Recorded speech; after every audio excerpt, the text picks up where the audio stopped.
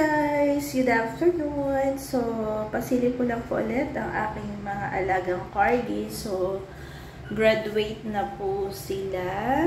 Ayan, pinasilip ko lang po ang aking mga corgis na alaga ng mga napaka-cute. So, ayan po.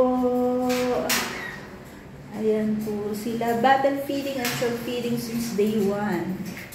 Ayan po ang aking mga alaga.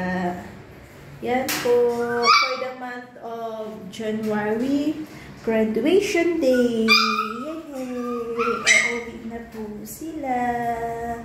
Ang cute-cute ng mga alaga ko. Mamimiss po kayo. Ayan sila guys. So, ito po yung whelping room 2 kung saan po ako. Dito po ako nagtitrain ng pakain sa kanila, na pa-training for painom ng water. Ayan. So, yan guys. Pinasilip ko lang po.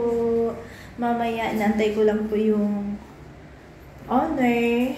Papunta na po. Pipick upin na po sila. Bye-bye!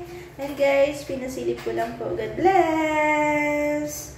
God bless po. Bye-bye!